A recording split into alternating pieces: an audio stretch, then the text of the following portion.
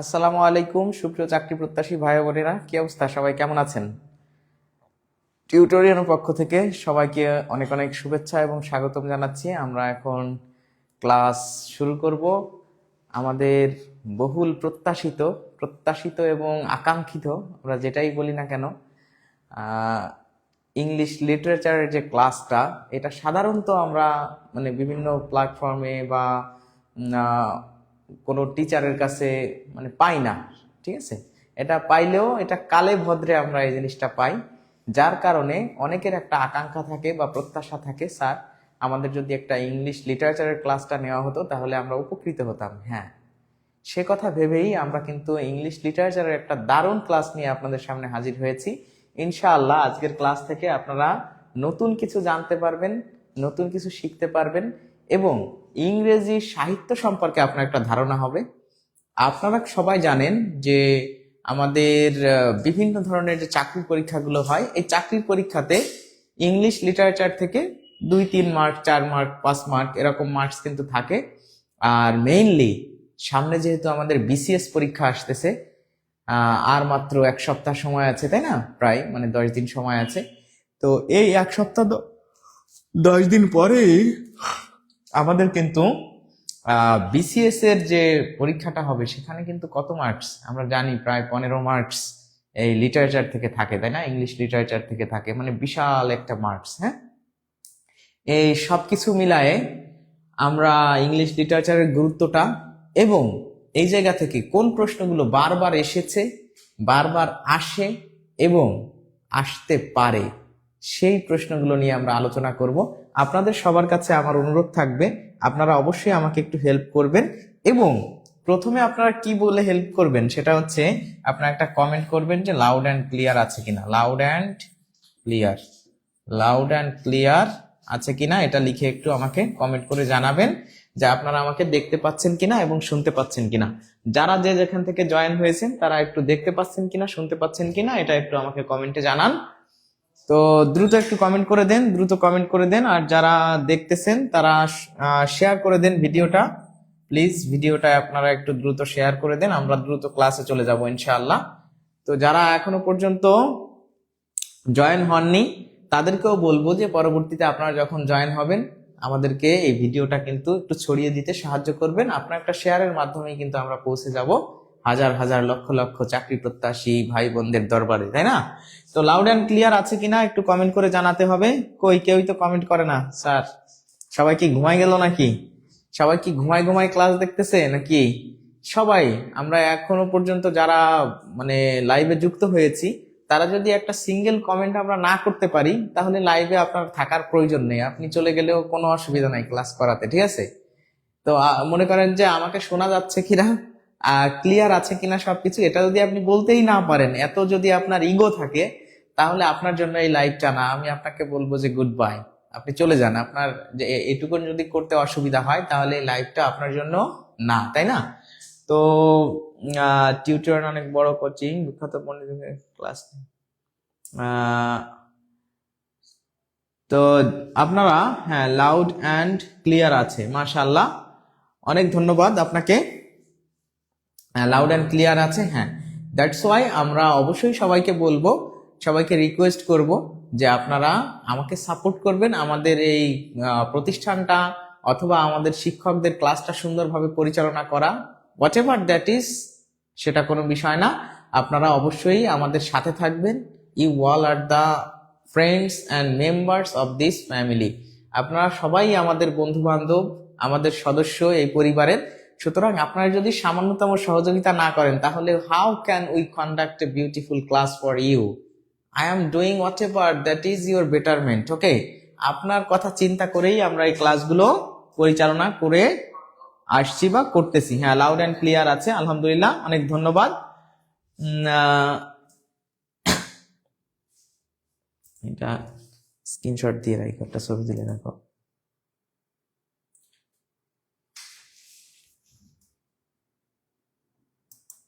ছবি দিলে পরে করো।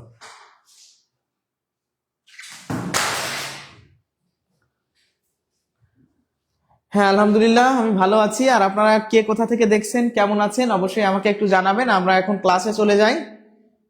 ক্লাসটা আমরা শুরু করি, যেহেতু এটা খুবই গুরুত্বপূর্ণ একটা ক্লাস এবং অনেকেরই প্রত্যাশা থাকে যে স্যার ইংলিশ লিটারেচারের উপর ক্লাস হোক, ইংলিশ লিটারেচারের উপর ক্লাস হোক। আমরা কিন্তু টপিক ওয়াইজ ইংলিশ লিটারেচারের একটা সুন্দর ক্লাস আপনাদের সামনে উপহার দেওয়ার চেষ্টা করব আজকে, এবং আমরা বাছাই করে সব থেকে গুরুত্বপূর্ণ যে যুগগুলো আছে ইংরেজি সাহিত্যের, the most important eras or period of English literature will be focused to this class. Okay, আজকের ক্লাসে কিন্তু আমরা বিশেষ করে যে জায়গাগুলো থেকে সব সময় প্রশ্ন আসে, যে কবি সাহিত্যিকগুলোর নাম শুনলেই সবার কাছে মনে হয় কেন জানি কাজী নজরুল, পার্সিবিসি শিলি, মানে এরকম ঘুলায় যায়, শেক্সপিয়ার, রবীন্দ্রনাথ ঠাকুর বা জীবনানন্দ দাশ, জন কিটস, মানে মনে হয় যে কে বাংলা কে ইংরেজি এটা খুঁজে বের করা কঠিন হয়ে যায়। সেই সকল সাহিত্যিকদের নিয়েই আমরা আলোচনা করব। সুতরাং আজকের ক্লাসটা কিন্তু one of the most important class হতে যাচ্ছে, ঠিক আছে? এই জন্য আপনারা সবাই আমাকে হেল্প করবেন, আর ক্লাসটা কি করবেন বলেন তো? ক্লাসটা অবশ্যই শেয়ার করে দিবেন আর নোট করবেন। আজকে কিন্তু নোট করতে হবে, ঠিক আছে? তো দেখেন, আমরা প্রথমে যে বিষয়টা পড়বো সেটা হচ্ছে the romantic period of English literature. আর আমরা জানি যে রোমান্টিক পিরিয়ড হচ্ছে এই যে এখানে লেখা আছে 1798 থেকে 1832 পর্যন্ত, ঠিক আছে? এটা হচ্ছে মূলত ওই যে আমরা হয়তো অনেকে জানি, আর যারা জানি না তাদের জন্য বলতেছি যে এটা হচ্ছে উইলিয়াম ওর্থ এবং উইলিয়াম ওয়ার্ডসওয়ার্থ এবং এস.টি. কোলেরিজ, এই যে দুইজন বিখ্যাত কবি, এই দুইজন কবির একটা লেখা নাম হচ্ছে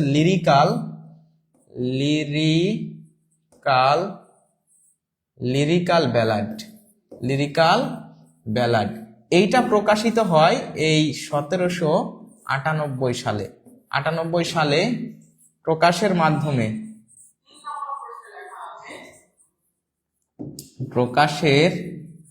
মাধ্যমে কি হয়? রোমান্টিক এজ বা রোমান্টিক পিরিয়ড আরপি স্টার্ট হয়, ঠিক আছে? এটা আপনাকে জানতে হবে। তাহলে যদি আসে যে লিরিক্যাল ব্যালাড কার লেখা, সেটা হচ্ছে যৌথভাবে উইলিয়াম ওয়ার্ডসওয়ার্থ এবং এস.টি. কোলেরিজের লেখা। এবং লিরিক্যাল ব্যালাড কত সালে প্রকাশিত হয়? 1798 সালে।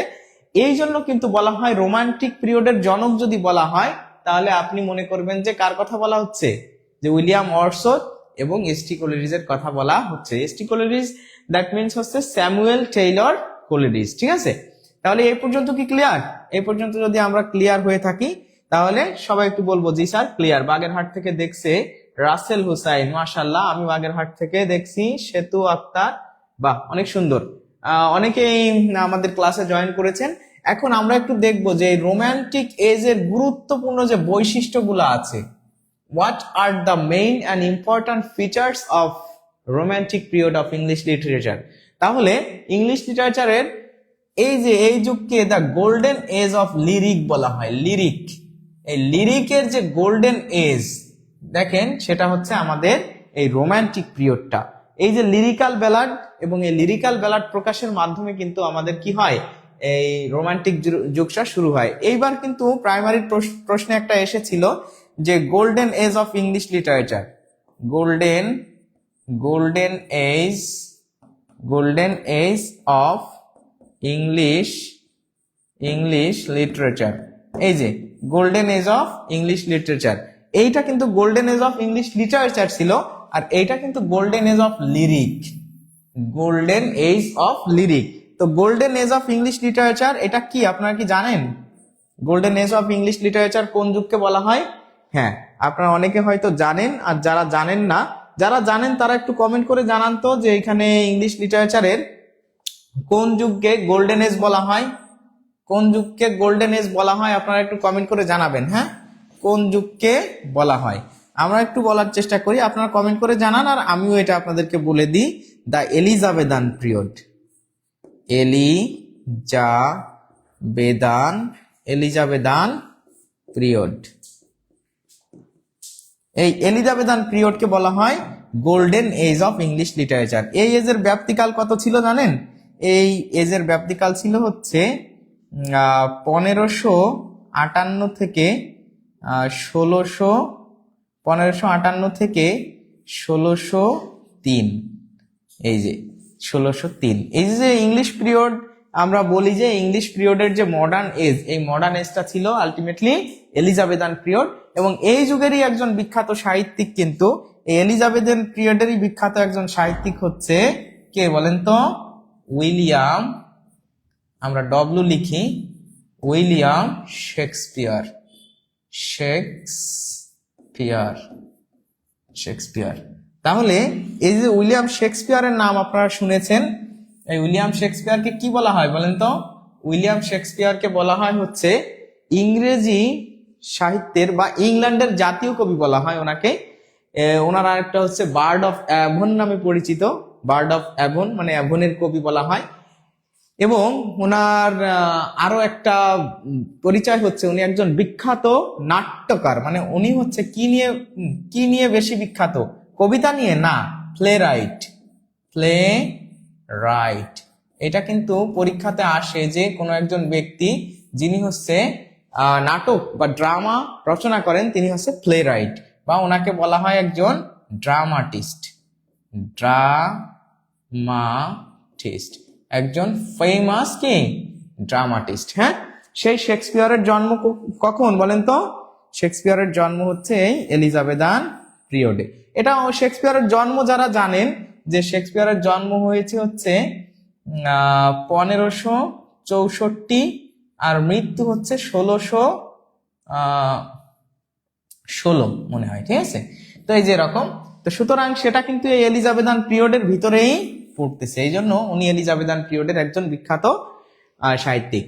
তো আমরা এখান থেকে যেটা আলোচনা করতে যাচ্ছি সেটা হলো যে golden age of English literature যদি বলা হয় তখন কিন্তু এলিজাবেথান পিরিয়ড, কিন্তু যদি গোল্ডেন এজ অফ লিরিক বলা হয় সেক্ষেত্রে তখন উত্তর হবে কিন্তু রোমান্টিক পিরিয়ড। তাহলে রোমান্টিক পিরিয়ডকে আমরা এটা বলতে পারি। আশা করি এ পর্যন্ত আপনাদের কাছে ক্লিয়ার, তাই না?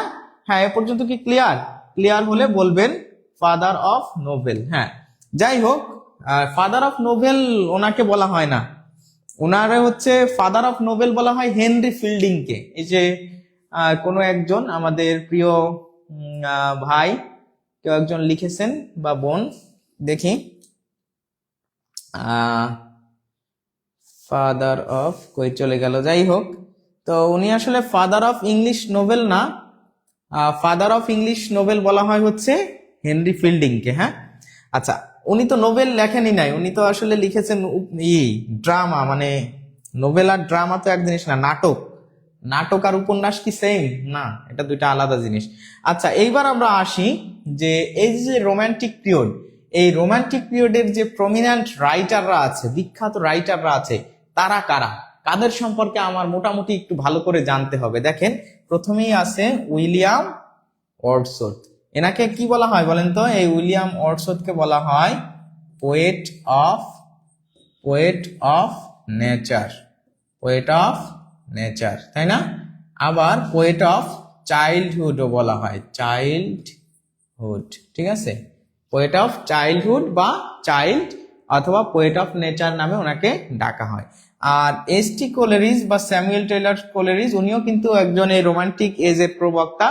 যদি কখনো পরীক্ষাতে আসে, মানে প্রশ্নে আসে যে আফিম ইটার কে ছিল, আফিম ইটার, OPIUM, আফিম ইটার কোন কবি ছিল যিনি হচ্ছে আফিম খাইতো? তিনি হচ্ছে এই এস.টি. কোলেরিজ, ঠিক আছে? এস.টি. কোলেরিজ হচ্ছে আফিম ইটার যখন আসে তখন উত্তর হয় এস.টি. কোলেরিজ। আর পিবি শেলি ইনি একজন বিখ্যাত কবি, এনাকে কি বলা হয় বলেন তো? Poet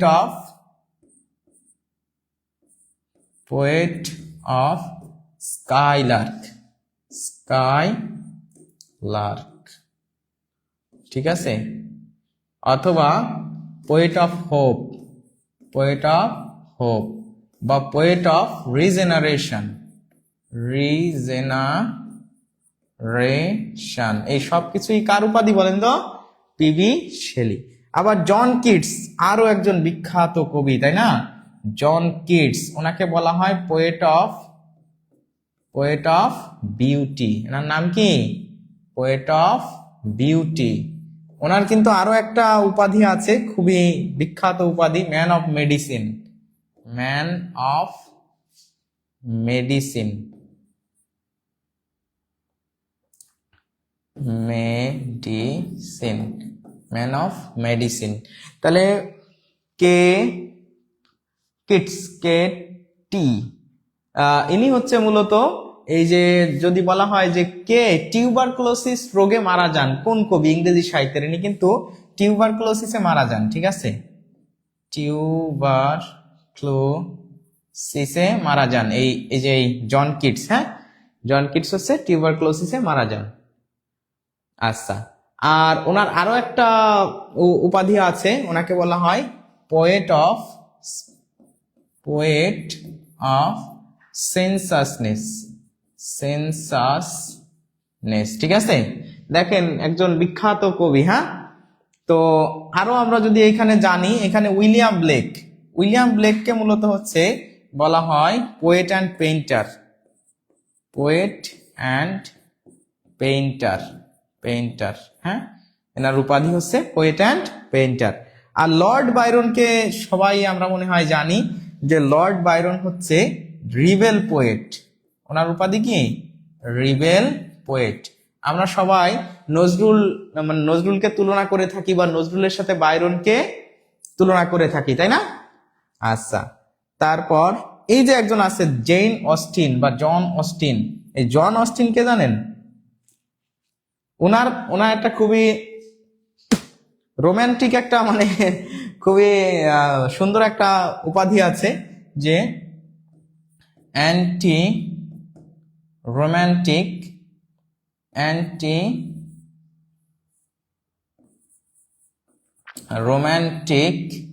poet in romantic age, মানে রোমান্টিক এজে অ্যান্টি রোমান্টিক একজন ব্যক্তি হচ্ছে এই সেই জন অস্টিন, ঠিক আছে। আর এটা স্যার ওয়াল্টার স্কট, এখানে ও হবে না, ঠিক আছে, স্কটও হবে না, স্কট হবে। আচ্ছা, তাহলে এই যে দেখেন এইখান থেকে আমরা কিন্তু বেশ কিছু জিনিস এবং বিখ্যাত কবি সাহিত্যিকদের উপাধিও জেনে গেলাম, আবার তাদের সম্পর্কে হালকা পাতলা করে আমাদের একটা ধারণাও হয়ে গেল। আপনারা চাইলে এটা একটু স্ক্রিনশট নিয়ে নিতে পারেন, ম্যান অফ মেডিসিন। হ্যাঁ, তো স্যার আমি বলতেছি বাট আমাকে বই, আচ্ছা, তো যাই হোক, এই যে দেখেন পোয়েট অ্যান্ড পেইন্টার বলা হয় উইলিয়াম ব্লেককে, এটা একটু আপনারা মার্ক করে নিন, কারণ বাকিগুলো তো সব ওই পাশে লিখছি। এই পর্যন্ত কি ক্লিয়ার যে দ্য রোমান্টিক পিরিয়ড, এই যে রোমান্টিক পিরিয়ডের সময়কাল, এবং এটাকে বলা হয় গোল্ডেন এজ অফ লিরিক, এবং এইখানে যে বিখ্যাত কবি সাহিত্যিক গুলো আছে তাদের সম্পর্কে আমার যে আলোচনাটা, মোটামুটি ভাবে এনাদের নাম এবং এনাদের উপাধিগুলা আমাকে একটু ভালো করে জানতে হবে, অবদানগুলা জানতে হবে, আর বিখ্যাত যে লেখাগুলো আছে এগুলো একটু পড়তে হবে। তো বিখ্যাত লেখা সবারটা আমরা একসাথে আলোচনা করব না, ধাপে ধাপে আলোচনা করব ইনশাআল্লাহ, প্রত্যেককে নিয়ে আলোচনা হবে। তো এ পর্যন্ত কি ক্লিয়ার? আর যারা এখনো পর্যন্ত শেয়ার করেন নাই তাদের সবাইকে বলবো যে প্লিজ শেয়ার করে দেন একটু, হ্যাঁ, ভিডিওটা একটু শেয়ার করে দেন, সবাই কাইন্ডলি ভিডিওটা শেয়ার করে দেন, আমরা সামনের দিকে ধাবিত হই। এই পর্যন্ত কি ক্লিয়ার? তাহলে এই পর্যন্ত ক্লিয়ার হলে আমাকে বলেন জি স্যার ক্লিয়ার, সামনে যান। আচ্ছা, নোট ডান, মাশাআল্লাহ। রাজিয়া সুলতানা রত্না আপু লিখেছেন অ্যান্টি রোমান্টিক পোয়েট। হ্যাঁ, তো আপনারা পোয়েট অ্যান্ড পেইন্টার, হ্যাঁ, যারা এখনো শেয়ার করেন নাই তারা একটু ভিডিওটা শেয়ার করে দেন। এটা কিন্তু একজন চমৎকার একটা ক্লাস কিন্তু আপনারা পাচ্ছেন, এবং আপনারা যারা জবের একজন ভালো ক্যান্ডিডেট হতে চান তাদের জন্য এই জিনিসগুলো কিন্তু গুরুত্বপূর্ণ। আর আপনারা যারা পরবর্তীতে জয়েন হয়েছেন তাদেরকেও রিকোয়েস্ট করব ভিডিওটা শেয়ার করবেন। এ পর্যন্ত ক্লিয়ার হলে একটু ক্লিয়ার লিখে কমেন্ট করেন, ঠিক আছে? ক্লিয়ার লিখে কমেন্ট করেন, আমরা সামনে যাব। আর সামনে যাই, ক্লিয়ার লিখে আপনাদের কমেন্ট করতে যেহেতু এত অসুবিধা, তাহলে আমরা আর কমেন্ট করতে না বলি, তাই না? আচ্ছা, কারো ইচ্ছা হলে কমেন্ট করেন, আর ইচ্ছা না হলে কমেন্ট করার কোনো প্রয়োজন নেই, ঠিক আছে? এটা আমরা কমেন্টও করতে না বলি, আমরা আমাদের মতো জাস্ট ক্লাসটা নিই, হ্যাঁ, ক্লাসটা পরিচালনা করি, ক্লাসটা শেষ হোক, আপনারা ধৈর্য ধরে দেখেন যাদের মন চায়, আর যাদের মন না চায় তাদের দেখার প্রয়োজন নাই, আপনারা আপনাদের কাজকর্মগুলো করতে পারেন, ঠিক আছে? তো আমরা দেখি প্রথম প্রশ্ন, which event influenced the literature of romantic age? এটা হচ্ছে এই যে রোমান্টিক পিরিয়ড যেটা আছে, এই রোমান্টিক পিরিয়ডটা মানে লিটারেচারের রোমান্টিক পিরিয়ডটা এটা কোনটার দ্বারা কি, কোন ঘটনার দ্বারা কি হয়েছিল, প্রভাবিত হয়েছিল, মানে কোন ঘটনার দ্বারা এটা প্রভাবিত হয়েছিল সেটা কি আপনারা জানেন? আপনারা যদি জানেন তো ভালো, কমেন্ট করার দরকার নেই, কারণ কমেন্ট করতে গেলে আপনার কষ্ট হবে, হাতের থেকে মানে মানে শক্তি ব্যয় হবে, আবার পকেট থেকে টাকা চলে যাবে। সুতরাং কমেন্ট করার কোনো প্রয়োজন নেই। আপনারা দেখেন, আমরা বলবো হচ্ছে দেখেন, এই যে আপনারা কি জানেন যে 1789 সালে পৃথিবীতে একটা খুব বিখ্যাত বা নামকরা বিপ্লব হয়েছিল, যার নাম হলো ফরাসি বিপ্লব। ফরাসি বিপ্লব, তাই না? এই ফরাসি বিপ্লব হয়েছিল না? তাহলে এই যে দেখেন এই সময়টা হচ্ছে কত, 1789। এই ফরাসি বিপ্লবের শিশু বলা হয় না নেপোলিয়নকে? এই ফরাসি বিপ্লব যখন অনুষ্ঠিত হয়েছিল তারই ঠিক কয়েক বছর পরে, ধরে নেন যে তার হচ্ছে 9 বছর পরে রোমান্টিক এজ, এই যে দেখেন রোমান্টিক এজ, এই রোমান্টিক এজটাও শুরু হয় কিন্তু 1798-তে। তার মানে বোঝা যাচ্ছে এই যে ফরাসি বিপ্লব, এই ফরাসি বিপ্লবের একটা ফল কিন্তু এই সময়ে এসে পড়ে। দেখেন এটা কত, এটা হলো 1789 আর এটা হচ্ছে 1798। তাহলে এই রোমান্টিক পিরিয়ডটা মূলত হচ্ছে ফরাসি বিপ্লব দ্বারা ইনফ্লুয়েন্সড হয়েছিল, ঠিক আছে? এই জন্য এই প্রশ্নে দেখেন 46তম বিসিএস ডাক অধিদপ্তরের ইন্সপেক্টর, এটা হচ্ছে 2024 সালের প্রশ্ন। এখানে কিন্তু এই প্রশ্নটা এসে গেছে, 46তম বিসিএস এবং ডাক অধিদপ্তরের ইন্সপেক্টর, হ্যাঁ, এইখানে আসছে। সুতরাং এখন আমাদের মনে রাখতে আর অসুবিধা নাই, কারণ আমরা যদি রোমান্টিক এজের পিরিয়ডটা মনে রাখতে পারি, এটা আমাদের জন্য সহজ হয়ে যাবে, ফ্রেঞ্চ রেভলিউশন, তাই না? তাহলে ফরাসি বিপ্লব। আচ্ছা, তাহলে আমরা পরের প্রশ্নে চলে যাই। হ্যাঁ, এ হবে এই প্রশ্নের সঠিক উত্তর। হু ইজ নট, এই যে দেখেন, who is not a romantic poet. তাহলে রোমান্টিক পোয়েট কে না? দেখেন আমরা কিন্তু বিখ্যাত কিছু রোমান্টিক পোয়েটের তালিকা একটু আগেই দেখলাম, তাই না? পিএসসি সহকারী পরিচালক 2016 সালে আসা একটা গুরুত্বপূর্ণ প্রশ্ন যে who is not a romantic poet. তো এই রোমান্টিক পোয়েট না কে আমরা যে তালিকাটা দেখেছিলাম সেখানে দেখলাম যে পিবি শেলি, তার সম্পর্কে আমরা অনেক কিছু জানলাম। অবশ্যই ইনি রোমান্টিক পোয়েট না, এটা হয় না। এসটি কোলারিস তো শুরুই করেছেন উইলিয়াম ওয়ার্ডসওয়ার্থের সাথে। John Keats point of beauty, উনিও রোমান্টিক পিরিয়ডের। এই টিএস এলিয়ট কিন্তু রোমান্টিক পিরিয়ডের কবি নয়। এই নটটা আপনাকে অবশ্যই খেয়াল করতে হবে। অনেক ক্ষেত্রে আমরা এই নটটা বাদ দিয়ে শুধু রোমান্টিকটা পড়ি, প্রথমেই যখন অপশনে উত্তর পেয়ে যাই তখন আর নিচের দিকে তাকায়ও না, ওইটাই মেরে দিই। আর ওইটা মেরে দিলেই আপনি কনফিডেন্সের সাথে ভুল উত্তর করে ফেলবেন, ঠিক আছে? আচ্ছা, তাহলে আমরা পরের প্রশ্নে চলে যাই। আচ্ছা, এইখানে আছে যে the poem solitary reaper written by, 36তম বিসিএস এর প্রশ্ন। এই সলিটারি রিপার কে লিখেছেন? এই সলিটারি রিপার যে পোয়েমটা, এটা লিখেছে হচ্ছে উইলিয়াম ওয়ার্ডসওয়ার্থ। এগুলো আপনাকে একটু অবশ্যই পড়ে নিতে হবে।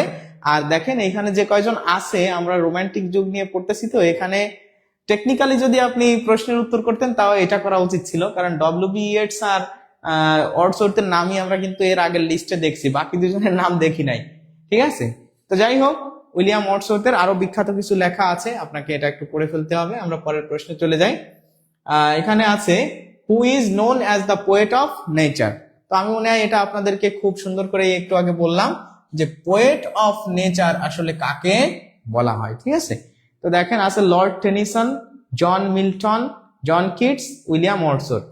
আসলে পড়াশোনার তো একটা সিস্টেম আছে, আপনারা তো অনেকে সবাই তো জানাশোনা মানুষ, অনেক মানে ভালো, নিজেরা নিজেদেরকে হয়তো অনেক মেধাবী মনে করেন, কারণ আমরা কথা বললে হয়তো মনে করেন যে ইনি যা বলতেছে এগুলো তো আমরা বুঝি। তারপরেও কিছু টেকনিক আছে পড়াশোনা, ঠিক আছে?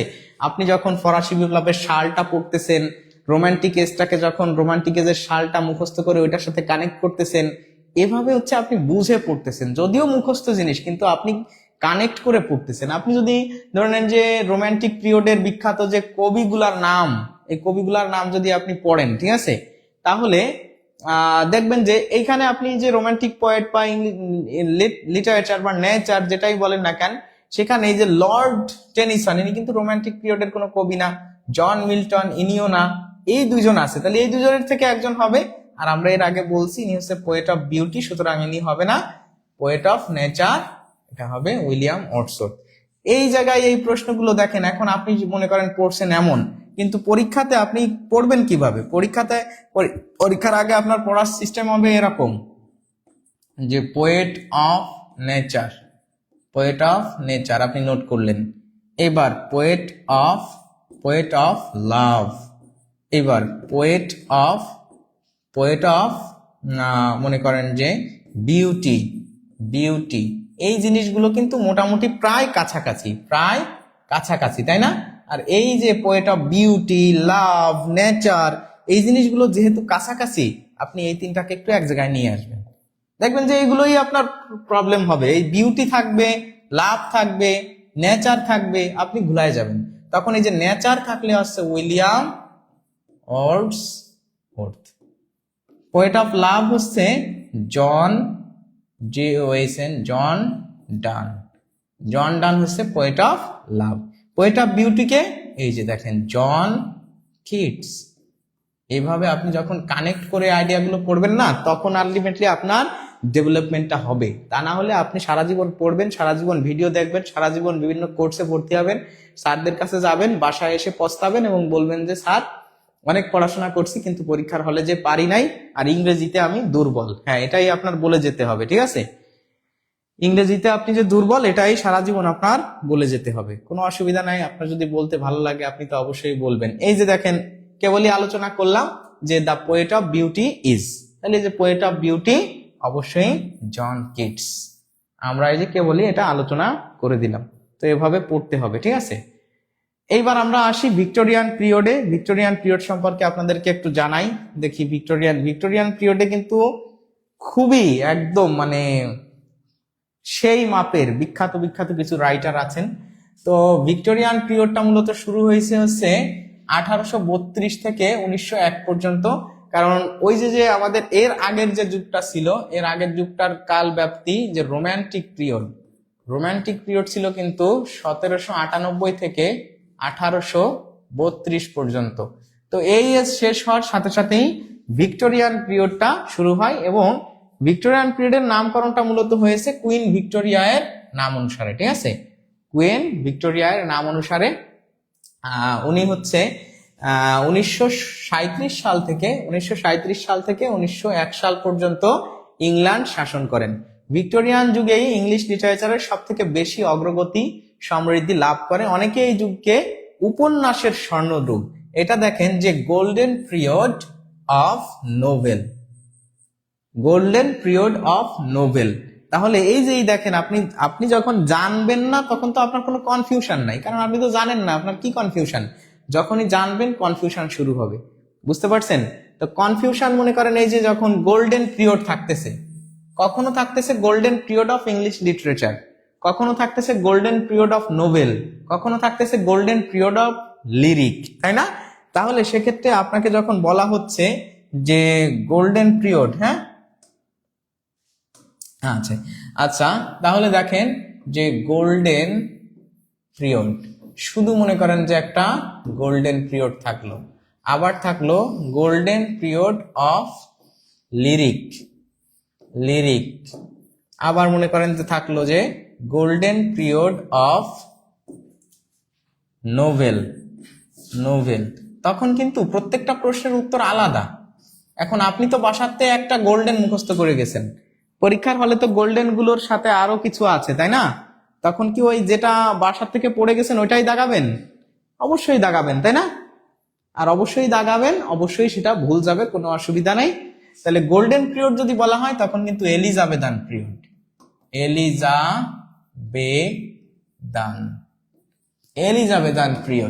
যদি বলা হয় যে গোল্ডেন এজ অফ লিরিক, তাহলে কি বলতে হবে? Romantic period. আপনি প্রয়োজনে সালগুলো সুন্দরভাবে লিখে রাখবেন, কত সাল থেকে কত সাল পর্যন্ত পড়তে হয় এইভাবে। এখন যাই হোক, আপনাদেরকে বলি তো গোল্ডেন পিরিয়ড অফ নোবেল, এটা হচ্ছে আপনার নোবেলের জন্য বলা হয় আছে গোল্ডেন পিরিয়ড ভিক্টোরিয়ান পিরিয়ডকে, ভিক্টোরিয়ান পিরিয়ড। প্রয়োজনে আপনি এগুলো সাল মুখস্থ রাখবেন। দেখেন এখানে আপনি সালগুলো যদি একটু লিখে দেন, যে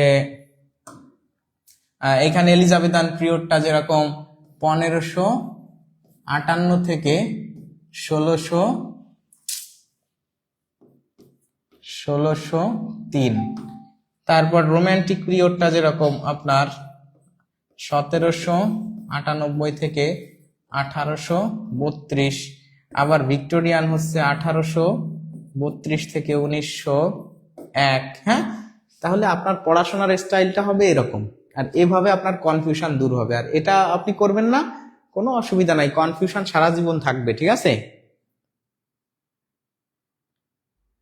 তো এই জন্য সারা জীবন যদি আমাদের কনফিউশন রাখতে না চাই, সেক্ষেত্রে এইভাবে আমরা পড়বো। আর যদি কারো মনে হয় যে ঠিক আছে, তা তো ঠিক আছে, আলহামদুলিল্লাহ। আচ্ছা, এটা হচ্ছে গোল্ডেন পিরিয়ড অফ নোবেল, ঠিক আছে।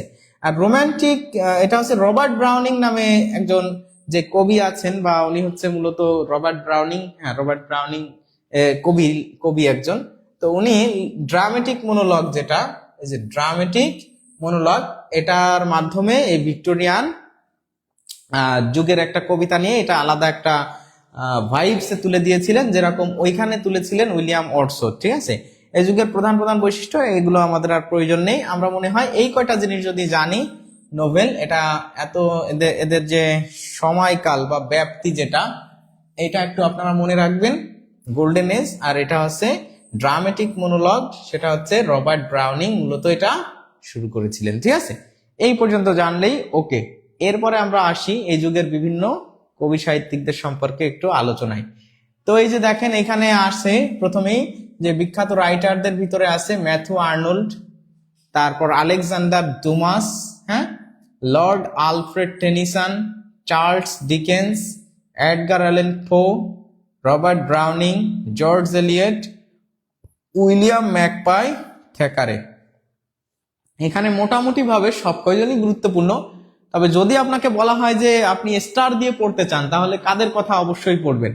তাহলে অবশ্যই আপনার সব থেকে আগে স্টার পাবে আছে চার্লস ডিকেন্স। চার্লস ডিকেন্স মানে একজন গ্রেটেস্ট নোবেলিস্ট, ঠিক আছে। তো লর্ড আলফ্রেড টেনিসন একজন বিখ্যাত কবি, আর রবার্ট ব্রাউনিং এনার সম্পর্কে পড়তে হবে বা এনার কবিতাগুলো পড়তে হবে, জর্জ এলিয়ট পড়তে হবে, এডগার অ্যালেন পো, ইনি হচ্ছে আসলে father of English short story, ঠিক আছে, father of English short story, ঠিক আছে, অনেকে শর্ট স্টোরির জনক বলা হয়। তো এরকম এদের সম্পর্কে অবশ্যই আপনার একটু ভালো করে পড়তে হবে। তো এনরা হচ্ছে সবাই কোন পিরিয়ডের বলেন তো? এনরা সবাই হচ্ছে ভিক্টোরিয়ান পিরিয়ডের, ভিক্টোরিয়ান পিরিয়ড, ঠিক আছে। এটা একটু আপনারা মাথায় রাখবেন। তাহলে এনাদের নামগুলো একটু সুন্দরভাবে আপনার পড়তে হবে। হ্যাঁ, গোল্ডেন এজ, হ্যাঁ রাজিয়া সুলতানা রত্না আপু সুন্দরভাবে লিখে দিয়েছেন। হ্যাঁ, আমরা ক্লাসের দিকে মনোযোগ দিই, আমরা পরের প্রশ্নে চলে যাই। এই যে দেখেন এই প্রশ্নটা কত কমন একটা প্রশ্ন বলেন তো, সবার কাছে মনে হচ্ছে না? আমাদের সবার পরিচিত একটা প্রশ্ন, একদম ঘরের প্রশ্ন, বাংলা সাহিত্যের প্রশ্ন।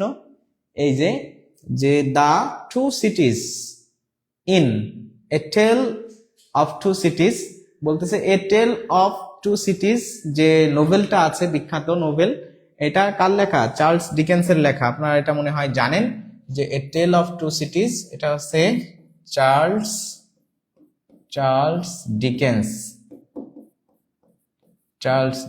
হ্যাঁ, এই চার্লস ডিকেন্সের যে টেল অফ টু সিটিজ, এই টু সিটিজ টেল মানে কি বলেন তো? আপনারা একটু বলেন তো এটা। না, আপনাদের কাছে তো আবার শোনা যাবে না, আপনারা তো আবার কমেন্ট করতে ইচ্ছুক না, তাই না? আচ্ছা, আমরা এখানে লিখে ফেলি, টেল মানে হচ্ছে গল্প, তাহলে এ টেল অফ টু সিটিজ মানে দুটি শহরের গল্প। বলতেছে ওই যে দুটি শহরের গল্প, সেই শহর দুটির নাম কি?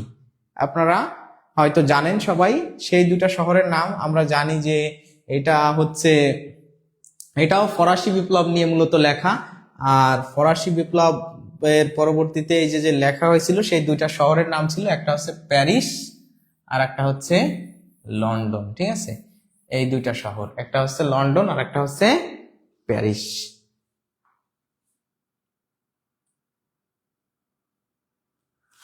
তো আমরা পরের প্রশ্নে চলে যাই। বি হবে এই প্রশ্নের উত্তর। এই যে who is the author of John Eyre বা জেন আয়ার, কে লিখেছেন এটা বলেন তো? এই প্রশ্নটার উত্তর কি হবে? এটা হয়তো আপনাদের পড়া না থাকলে ভালো পারবেন না, ঠিক আছে। এটা তো একদম এক প্রকার মুখস্থ পড়া। এটার ক্ষেত্রে আমি বলে দিচ্ছি, এই চার্লোট ব্রন্টি, আমরা জানি এমিলি ব্রন্টি, চার্লোট ব্রন্টি, এরা হচ্ছে দুই বোন, তাই না? এরা আরো এক বোন আছে, কি যেন একটা ব্রন্টি। তো এই চার্লোট ব্রন্টির একটা লেখা হচ্ছে জেন আয়ার। এটা হচ্ছে 43তম বিসিএস এবং বাংলাদেশ পল্লী বিদ্যুতায়ন বোর্ড 2024 সালের একটা আশা প্রশ্ন। আশা করি আপনারা একটু পড়ে নেবেন সুন্দর করে এগুলা। পরের প্রশ্নে চলে আসি যে which of the following books হবে না, which of the following book are written by Thomas Hardy. এই যে থমাস হার্ডিও কিন্তু ভিক্টোরিয়ান পিরিয়ডের একজন বিখ্যাত সাহিত্যিক। তো এই থমাস হার্ডি এর লেখা কোনটি? আপনারা কি বলতে পারবেন থমাস হার্ডি কোনটা লিখছে? Oliver twist, pride and prejudice, the return of the native, vanity fair. কোনটা হবে এই প্রশ্নের সঠিক উত্তর? এই প্রশ্নের সঠিক উত্তর হবে the return of the native, তাই না? থমাস হার্ডি এর লেখা রিটার্ন অফ দ্য নেটিভ। হ্যাঁ, আচ্ছা, আমরা পরের প্রশ্নে চলে যাই। দ্য ক্যাপটিভ লেডি, এটা মনে হয় আমাদের অনেকেরই পারার কথা, কারণ যে আমরা জানি যে এটা যদিও ইংরেজি সাহিত্য নিয়ে আমরা পড়তেছি, ইংরেজি সাহিত্যে বা ইংরেজিতে লেখা আমাদের একজনই কবি ছিলেন, যার নাম হচ্ছে মাইকেল মধুসূদন দত্ত। তার একটা লেখা হচ্ছে কি কবিতা, the captive lady. The captive lady কার লেখা? মাইকেল মধুসূদন দত্তের রচনা। আমরা চলে যাই পরের প্রশ্নে। অলিভার টুইস্ট, অলিভার টুইস্ট কার লেখা বলেন? অলিভার টুইস্টও কিন্তু দেখেন এই যে এর আগেও ছিল অলিভার টুইস্ট। অলিভার টুইস্ট একটা বিখ্যাত উপন্যাস। এই উপন্যাস হয় কি, মানে পড়ার সিস্টেম কি বলবো, পড়ার সিস্টেমটা হচ্ছে এমন যে এটা যদি আপনি জানেন যে এটা একটা উপন্যাস, মনে করেন যে উপন্যাস, হ্যাঁ, আমি কিছু বলি দু একটা কথা যেহেতু ক্লাস, তাই বলি। দেখেন উপন্যাস, নোভেল, এখন এটা যে উপন্যাস এটা আপনি জানবেন কিভাবে? এটা আপনার পড়তে হবে যে অলিভার টুইস্ট একটা উপন্যাস, পড়ার মাধ্যমে জানবেন। আমিও তো পড়ে জানছি। আর উপন্যাস যদি হয় সেক্ষেত্রে আপনি অটোমেটিক এইজন এবং এইজন বাদ দিতে পারতেছেন, মানে কার লেখা আপনার দরকার নেই, আপনি অটোমেটিক এই তিনজনকে বাদ দেন। কেন বাদ দিবেন বলেন তো? কারণ যে এই যে লর্ড বাইরন একজন পোয়েট, উনি তার উপন্যাস লেখেন নাই, উপন্যাসের জন্য ওনার কোনো খ্যাতি নাই। পিভি শেলি একজন পোয়েট। আর এই যে শেক্সপিয়ার, উনি হচ্ছে পোয়েট এবং উনি আবার একজন বিখ্যাত ড্রামাটিস্ট। উনি কিন্তু নোবেলিস্ট না। তাহলে একমাত্র এর ভিতর নোবেলিস্ট আছে ইনি একজন বিখ্যাত নোবেলিস্ট। এই যে চার্লস ডিকেন্স, ইনি হচ্ছে মূলত একজন নোভেলিস্ট, ইনি একজন বিখ্যাত নোবেলিস্ট। ঠিক আছে, তাহলে নোবেলিস্ট আছেই একজন, আর উপরে যেটা আছে অপশনে সেটাও একটা নোভেল, তাহলে তো উনিই লিখবেন। এটা না জানলেও এভাবে আপনারা যদি বুঝে শুনে পড়েন, বুঝে শুনে সিস্টেম করে যদি কেউ পড়াশোনা করেন, তারা অবশ্যই এটা বুঝতে পারবেন, তাদের জন্য কোনো অসুবিধা না। যারা নিজেরে খুব পণ্ডিত মনে করেন তাদের বিষয় আলাদা, তারা তো বস, তাদের তো আর এত কিছু জানার প্রয়োজন নেই। মডার্ন পিরিয়ডটা মোটামুটি মডার্ন পিরিয়ডে বেশ কিছু বিখ্যাত কবি সাহিত্যিক রয়েছে, আমরা সেগুলো নিয়েও পড়বো। যে মডার্ন পিরিয়ডটা হচ্ছে ওই যে ভিক্টোরিয়ান পিরিয়ডের পরে দ্বিতীয় বিশ্বযুদ্ধের আগ পর্যন্ত। আমরা জানি দ্বিতীয় বিশ্বযুদ্ধ শুরু হয়েছিল 1939 সালের 1 সেপ্টেম্বর পোল্যান্ড আক্রমণের মাধ্যমে, তাই না? এগুলো আপনারা সবাই জানেন। তো কুইন ভিক্টোরিয়ার মৃত্যুর পর থেকে, কুইন ভিক্টোরিয়ার মৃত্যু যখন হয়ে গেল, মৃত্যুর পরে হচ্ছে ভিক্টোরিয়ান পিরিয়ডটা শেষ হয়ে যায় এবং তারপরে মডার্ন পিরিয়ড শুরু হয়। আর মডার্ন পিরিয়ড সম্পর্কে তথ্য হচ্ছে যে স্ট্রিম অফ কনসাইসনেস, এটা প্রয়োজন নেই, psycho analysis, doubt, fear, frustration, হ্যাঁ এইটা আপনারা একটু মনে রাখতে পারেন যে ফ্রাস্ট্রেশন বা নৈরাশ্যবাদ, এটা হচ্ছে আবার মডার্ন পিরিয়ডের একটা গুরুত্বপূর্ণ বৈশিষ্ট্য। ঠিক আছে, আচ্ছা এখানে আপনারা মডার্ন পিরিয়ডের সময়টা মনে রাখবেন। তো মডার্ন পিরিয়ডের যারা গুরুত্বপূর্ণ কবি সাহিত্যিক আছে দেখেন তাদের সবাইকেই মনে হয় আপনারা চেনেন, এবং সবাই বস বস পাবলিক। মডার্ন পিরিয়ডে যারা আছে এদের প্রত্যেকেই মানে একদম আকাশচুম্বী জনপ্রিয়তা এবং মানে এদের খ্যাতি। হ্যাঁ, যেরকম প্রথমে আছে জিবি শো, যাকে আমরা চিনি যে জিবি শ, তাই না? জিবি শ, জর্জ বার্নার্ড শ, মানে এনার নাম জানে না তাহলে তার তো ইংরেজি সাহিত্য পড়ার প্রয়োজনই নাই, এমন কেউ নাই। আর্নেস্ট হেমিংওয়ে, মানে বিখ্যাত একজন নোবেল বিজয়ী, সাহিত্যে নোবেল বিজয়ী আর্নেস্ট হেমিংওয়ে আমেরিকান একজন রাইটার, তাই না? রাইডার্স টু দ্য সি, তাই না? তো এরপরে দেখেন ডিএইচ লরেন্স, ইনিও একজন বিখ্যাত নোবেলিস্ট। তারপর রবার্ট ফ্রস্ট, এনাকে তো বলা হয় মানে আমেরিকার জাতীয় কবি, তাই না? উইলিয়াম সমারসেট মম, উইলিয়াম সমারসেট মম মনে হয় আমরা এনার নামটা পড়ে ওই যে ইন্টারমিডিয়েট থেকেই পড়া শুরু করি, তাই না? যে সমারসেট মম, ওনার ওই যে লাঞ্চন, LUNCHEON, লাঞ্চন, যে ছোট গল্পটা আছে দ্য বন্ডেজ, দ্য বন্ডেজ, এই যে এগুলো ওনার লেখা আর কি। তো যাই হোক, টিএস এলিয়ট, ইনি একজন বিখ্যাত কবি। ঠিক আছে, EM ফোরস্টার, আর আছেন কে? Bertrand Russell. বার্ট্রান্ড রাসেলের স্পেশালিটি হচ্ছে কি যে ইনি একজন মূলত philosopher, philosopher, philosopher, but Nobel laureate, Nobel laureate, Nobel laureate in English literature. ইংরেজি সাহিত্যে উনি নোবেল পাওয়া একজন দার্শনিক। ঠিক আছে, দার্শনিক, বাট উনি একজন বিখ্যাত সাহিত্যিকও ছিলেন বটে। তো যেমন আমাদের অনেক সময় পরীক্ষাতে আসে যে একজন স্টেটম্যান মানে রাজনীতিবিদ কিন্তু নোবেল পেয়েছে সাহিত্যে, উনি কে? উইনস্টন চার্চিলের নাম আমরা পড়ছি না? উইনস্টন চার্চিল যে একজন, উনি বিখ্যাত মানে ইংল্যান্ডের একজন কি প্রধানমন্ত্রী ছিলেন, কিন্তু উনি কি করেছেন আবার সাহিত্যে নোবেল পেয়েছেন। এই বার্ট্রান্ড রাসেলের বিষয়টাও কিন্তু এরকম। হ্যাঁ, আচ্ছা, তো সেক্ষেত্রে আমরা পরের আলোচনায় চলে যাই। এটাও আমরা মনে হয় বুঝতে পারবো। দ্বিতীয় বিশ্বযুদ্ধের পর থেকে বর্তমান সময়টাকে বলা হয়, এই যে এখন যে সময়টা চলতেছে, যে এই যে দ্বিতীয় বিশ্বযুদ্ধের ব্যাপ্তিকাল তো আমরা জানি যে 39 সালে শুরু হয় এবং 45 সালে শেষ হয়। এরপর থেকে বর্তমান যে সময় পর্যন্ত মডার্ন পিরিয়ড, সে বর্তমান যে পিরিয়ডটা এটাকে বলা হয় মূলত পোস্ট মডার্ন পিরিয়ড। পূর্ণ বৈশিষ্ট্য সমূহ এখানে কি কি আছে দেখেন: মানবতাবোধ ও ব্যক্তি স্বতন্ত্র যুক্তিবাদ বা বাস্তববাদ, বিজ্ঞান মনস্কতা, দেশপ্রেম, জাতীয়তাবাদ, বুদ্ধিমুক্তি, আধুনিকতাবাদ, ভাষা বিন্যাস, শৈলীতে বৈচিত্র্য, গদ্যের বিকাশ, এইগুলো সবকিছু মিলাই হচ্ছে আমাদের এই যে বর্তমান যে সময়টা চলতেছে। এটা মনে হয় আপনারা সবাই বুঝতেছেন যে এটাকে বলা হয়েছে ইংরেজি সাহিত্যের ভাষায় যে পোস্ট মডার্ন পিরিয়ড।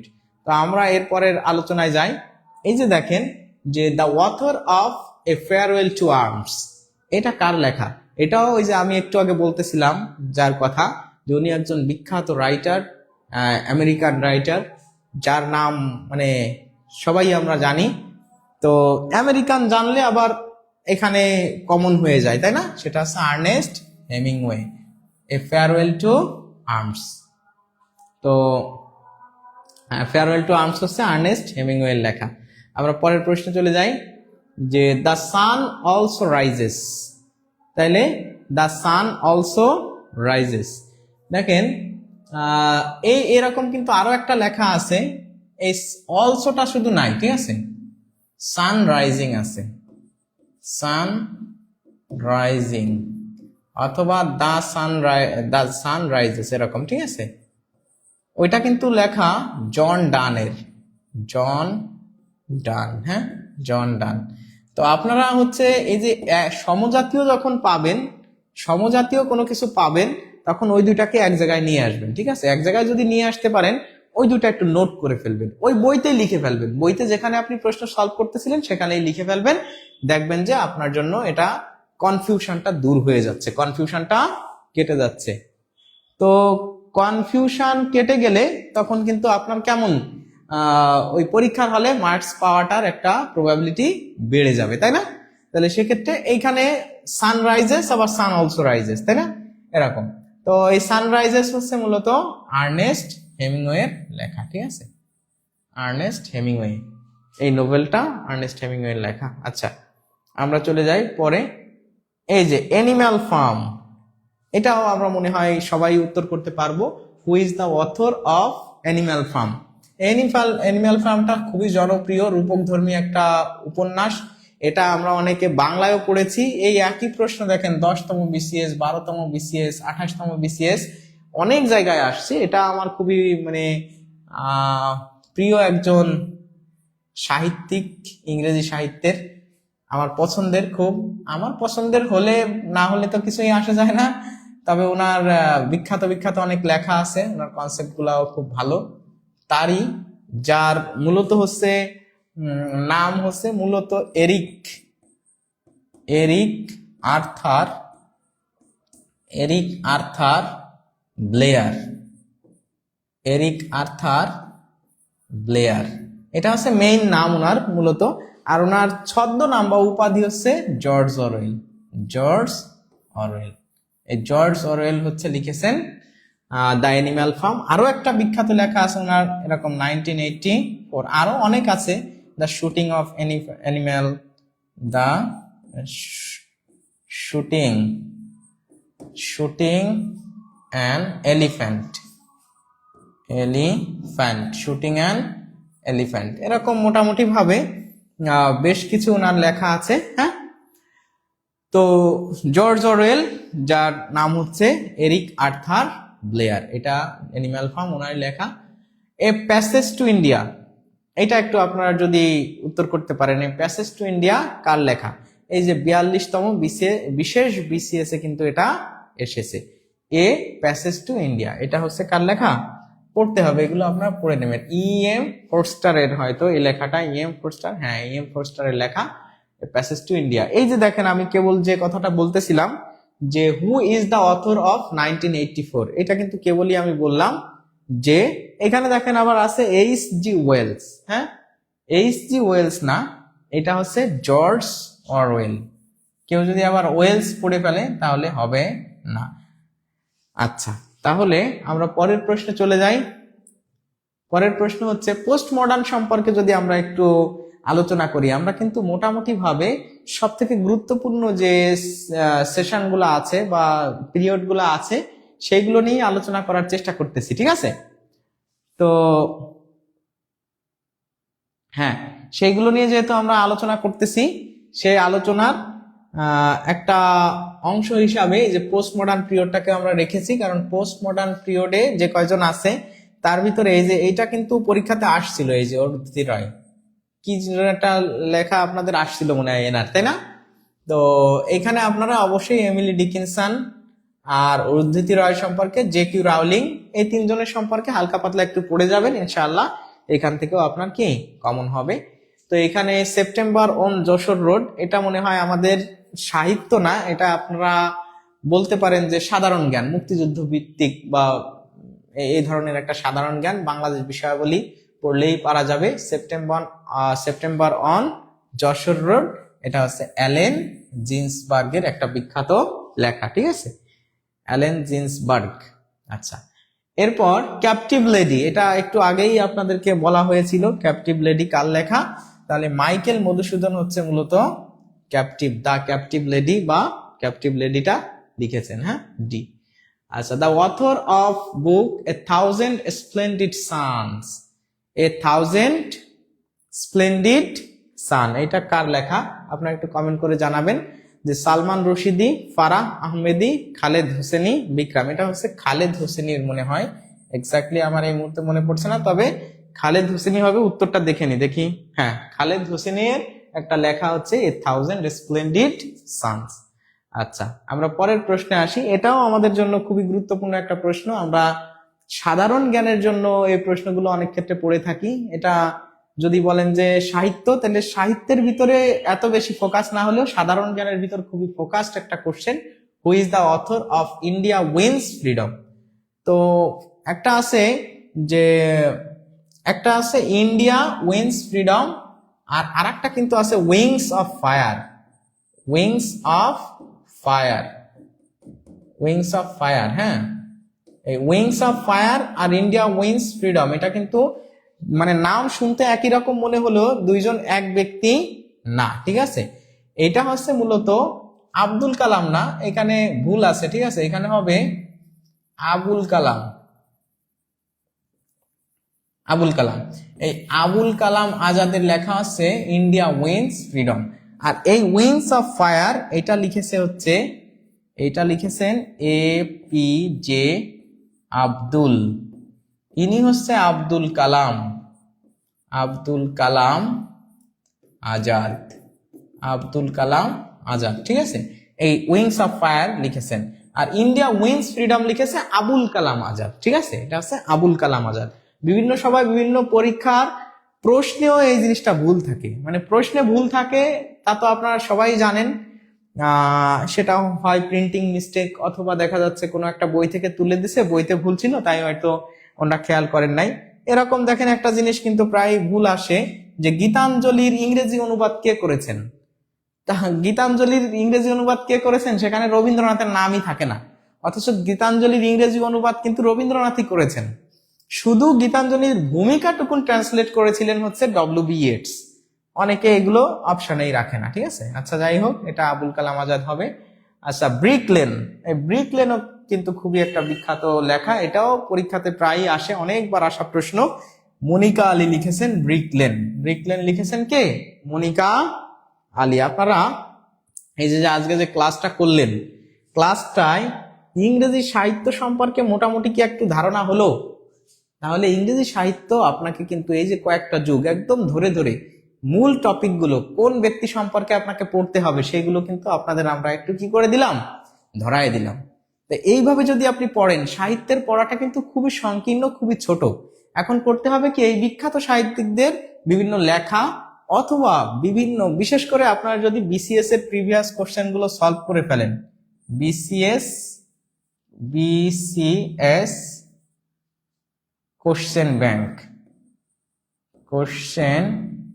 ব্যাংকটা যদি পড়ে ফেলেন, তাহলে দেখবেন বিখ্যাত যে কবি সাহিত্যিক, যে ইংলিশ লিটারেচার কিন্তু আপনার আইডিয়া হয়ে যাবে, ইংলিশ লিটারেচারের একটা সুন্দর আইডিয়া হয়ে যাবে। এই যে বিখ্যাত যে কবি সাহিত্যিকদের সম্পর্কে বলা হলো, এটা হচ্ছে আমাদের মোটামুটি আজকের ইংলিশ লিটারেচারের উপরে যে টপিকটা আপনাদের জন্য আমরা ক্লাস বা কন্ডাক্ট করার চেষ্টা করলাম, এটাই। আর এখন পর্যন্ত যারা আমাদের ভিডিওতে ছিলেন সবাইকে অনেক অনেক ধন্যবাদ। তো আজকের মতে এই পর্যন্তই, সবাই ভালো থাকবেন, ইনশাআল্লাহ নেক্সট ক্লাসে আপনাদের সাথে আবারও দেখা হবে। আসসালামু আলাইকুম।